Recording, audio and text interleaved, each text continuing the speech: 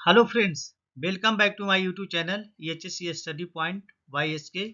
आज हम बात करेंगे factor that affecting crane capacity. मतलब वो कौन कौन से फैक्टर है जो क्रेन की कैपेसिटी पे प्रभाव डालता है, यानी क्रेन की कैपेसिटी को कम करता है। तो फैक्टर के बारे में हम बात करने वाले हैं, तो चलिए स्टार्ट करते हैं। सबसे पहले वो फैक्टर है पुअर मशीन कंडीशन।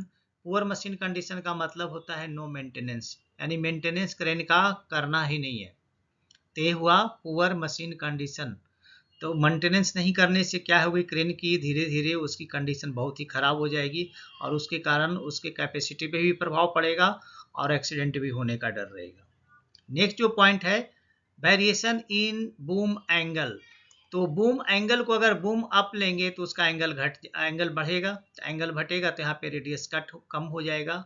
और बूम को अगर हम डाउन करेंगे तो उस केस में इसका रेडियस क्या हो जाएगा, बढ़ जाएगा, तो इसकी कैपेसिटी घट जाएगी। तो ये ध्यान रखना है कि बूम जैसे जैसे अप लेंगे वैसे वैसे उसकी है जो रेडियस कम होगी तो उसकी कैपेसिटी बढ़ जाएगी। जैसे जैसे बूम को डाउन करेंगे उसकी रेडियस बढ़ेगी तो क्रेन की कैपेसिटी घट जाएगी। इसीलिए हुआ कि जब वेरिएशन होता है बूम एंगल में तो यहाँ पे क्रेन की कैपेसिटी घट जाती है। नेक्स्ट है वेरिएशन इन लोड रेडियस। तो लोड रेडियस अभी मैंने बोला कि लोड रेडियस अगर बढ़ता है तो उस केस में क्रेन की कैपेसिटी घट जाएगी, यानी कि बूम को अगर आप डाउन करते हैं तो लोड रेडियस क्या होगा, बढ़ जाएगा। तो लोड रेडियस जब बढ़ेगा तो क्रेन की कैपेसिटी क्या हो जाएगी, घट जाएगी। ये ध्यान रखने की जरूरत है। नेक्स्ट है tyre note clear on the ground. तो टायर नोट क्लियर, यहाँ पे आप देख रहे हैं टायर माउंटेड क्रेन है, ठीक है। तो टायर का जो फंडा है वो सिर्फ और सिर्फ टायर माउंटेड क्रेन के लिए लागू होता है। क्रॉलर क्रेन जैसे है तो यहाँ पे ये लागू है, ये पॉइंट लागू नहीं होगा। तो अगर हम किसी लोड को उठा रहे हैं टायर माउंटेड क्रेन से तो उस केस में ये ध्यान रखना है कि टायर हमारा क्या हो, जमीन से अप होना चाहिए, जमीन के साथ टच नहीं होना चाहिए। अगर क्लियर नहीं रहेगा तो उस केस में जब लोड हम क्रेन पे देंगे तो उस केस में टायर क्या होगा, जमीन के टच रहेगा तो टायर दबेगा। तो टायर दबने के कारण क्या होगी, बूम बूम थोड़ा डाउन होगा और उसके कारण वहाँ पे क्रेन की कैपेसिटी पे असर पड़ेगा, यानी कि रेडियस वहाँ पे बढ़ जाएगा। नेक्स्ट देखेंगे इम्प्रॉपर यूज ऑफ आउटरिगर। ये आउटरिगर में देखता होंगे आप लोग, जो आउटरिगर यहाँ पे देखिए निकला हुआ है, ये आउटरिगर है। और बड़ा देखना चाहते हैं तो आउटरिगर का उसका जो पैड होता है वो इस तरह से है।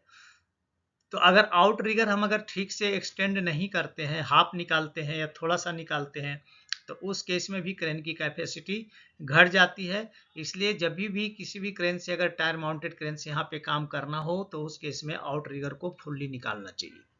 नेक्स्ट पॉइंट देखेंगे सॉफ्ट फुटिंग। सॉफ्ट फुटिंग का मतलब होता है कि वैसे जमीन जो सॉफ्ट नहीं हो, जैसे कोई एक्सकवेटेड किया हुआ ग्राउंड है और उस एक्सकवेटेड किए हुए मिट्टी पे जाके हमने क्रेन को खड़ा कर दिया, तो इसको हम लोग सॉफ्ट फुटिंग होंगे।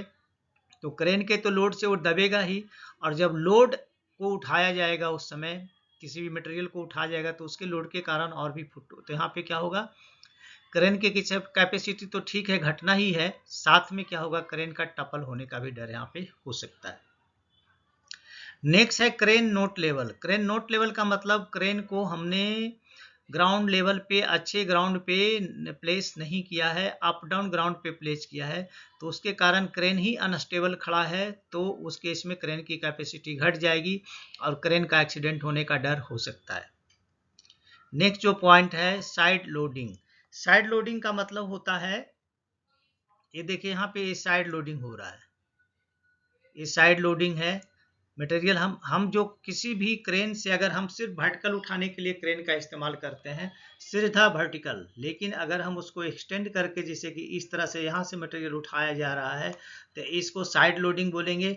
और इस केस में यहाँ पे क्रेन का रेडियस बढ़ जाएगा जिसके कारण क्रेन की कैपेसिटी घट जाएगी।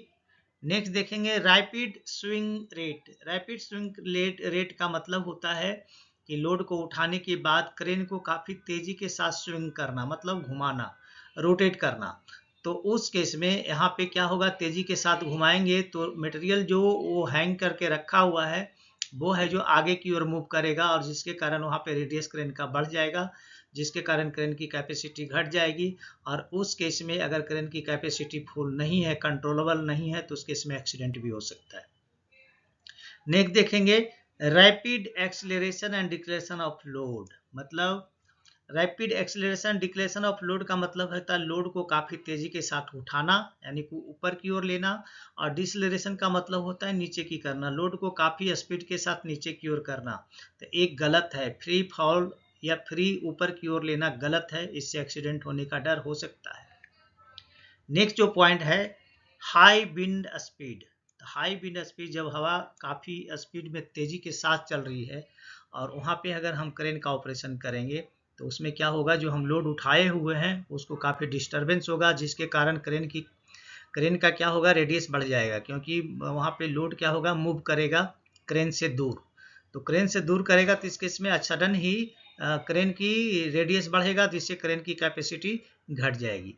तो अभी आपने देखा ये सारे फैक्टर्स हैं जिसके कारण क्रेन की कैपेसिटी पे असर होता है, यानी कि क्रेन की कैपेसिटी घट जाती है। तो ये एक्टिविटी नहीं करनी चाहिए।